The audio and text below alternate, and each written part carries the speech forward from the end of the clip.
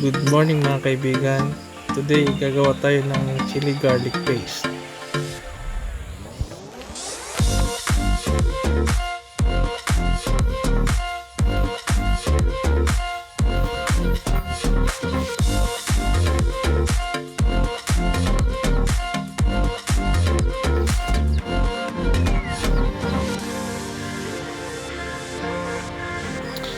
Kumitas muna tayo ng pangunahing sangkap, ang siling labuyo.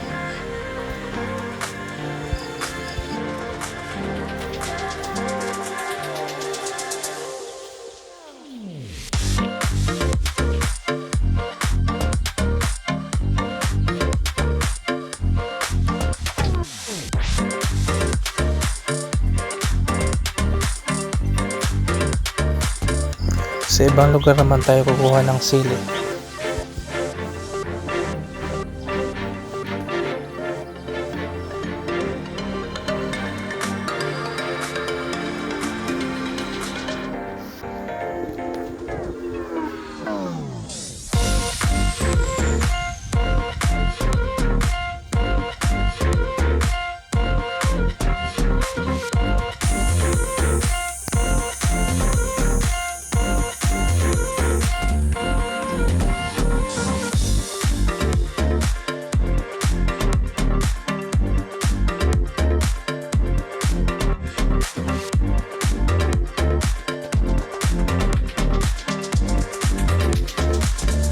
Ito na ang mga na-harvest nating siling labuyo.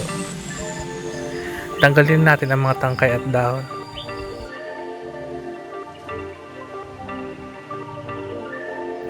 Wow! Tara na, gumawa tayo ng chili garlic paste.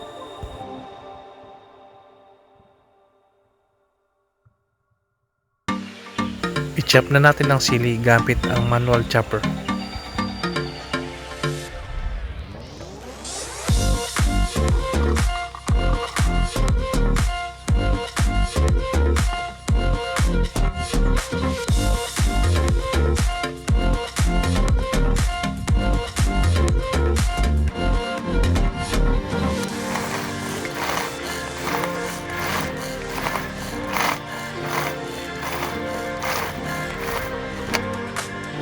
Magpainit naman tayo ng mantika.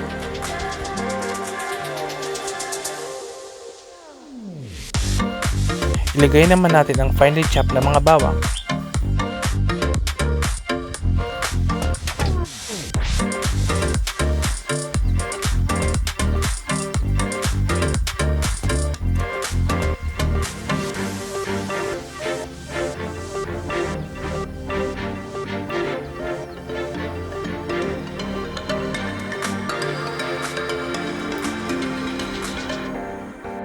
Haluin natin mabuti ang bawang hanggang maging light brown ito. Magdagdag naman tayo ng coconut oil para sa karagdagang aroma. Optional lang po ito.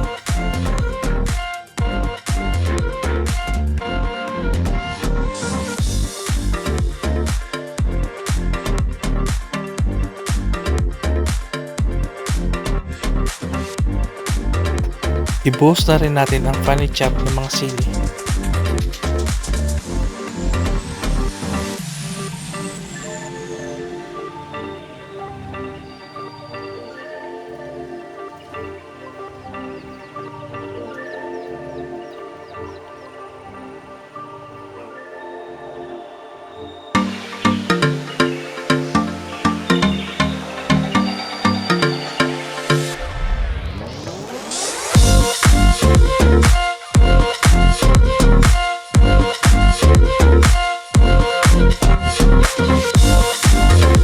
Magdagdag rin tayo ng 2 kutsarang suka. Ang suka ay nakatulong para humaba ang shelf life nito. Maglagay tayo ng 2 kutsarang oyster sauce.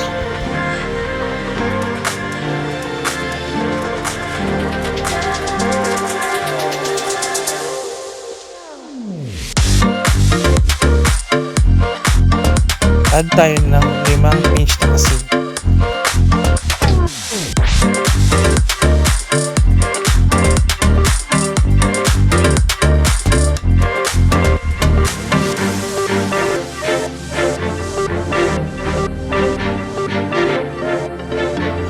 2 kutsarang asukal.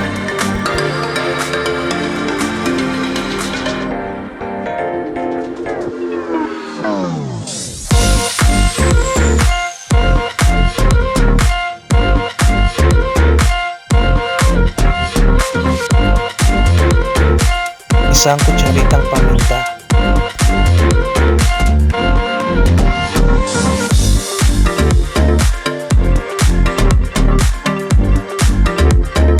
Haluin natin itong maigi para hindi ito masunog.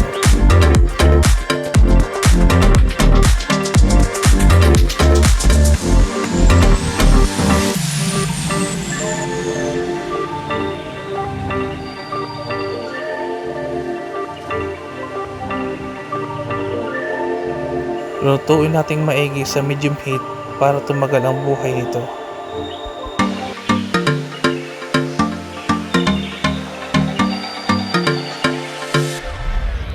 Ito na ang ating chili garlic paste.